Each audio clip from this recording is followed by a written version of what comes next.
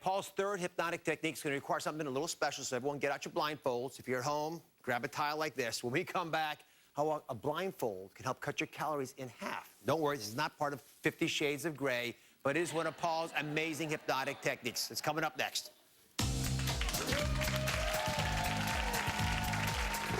Up next, the experiment you can try. I had half of a plate of food still. Plus, motivation. The biggest obstacle of all for many people. Discover Paul's secret. See what you saw, hear what you heard, feel how good you felt. Open your eyes, come on, back out. And later, Can you fix me? facelift results in minutes. Safer than lasers or surgery. Get the biggest bang for your buck.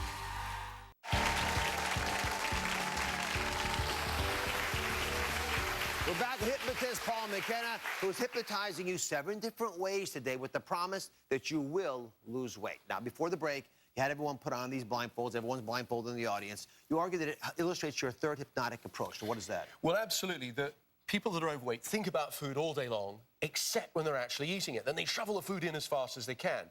What we found is that through a Scandinavian experiment, if you put a blindfold on when you're eating, it slows your eating speed down. And also, more importantly, you focus on the food and nothing else. So we have some folks who still have their blindfolds on. I don't know if they're trying to sleep, but you can come out of the trance and take your blindfolds off because you're going to want to see what we just did.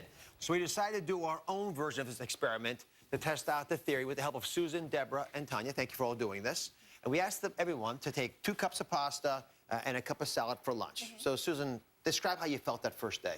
The first day, I do what I normally do. I sat, I listened, I watched Dr. Oz show while I was eating. My family was home, and I enjoyed my meal, which is my favorite, pasta and salad. So it was an enjoyable experience. No blindfolds, no hypnosis, just did your normal thing. Just did my normal thing. And Deborah, and as you started to do that, this experience that Susan described, is it pretty much what you were going through as well? Absolutely. I was actually shoveling the food in after I watched myself. I'm like, did I really eat that fast? Yeah. Right. So fairly mindless. Yes. We talk about this a lot, but this is actually what it looks like in real life. All right, on day 2, you had the exact same meal, but this time you had all the distractions in your life removed, and we actually asked you to eat with that blindfold. So, Tanya, how was that different from what you've been doing the first day? A little slower, a little more focused on what I was eating, so I was more concentrating on my food.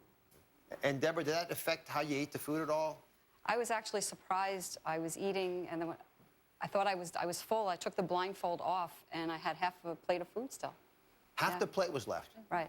A simple experiment, easy to do. Paul, our experiment worked. Yes. But you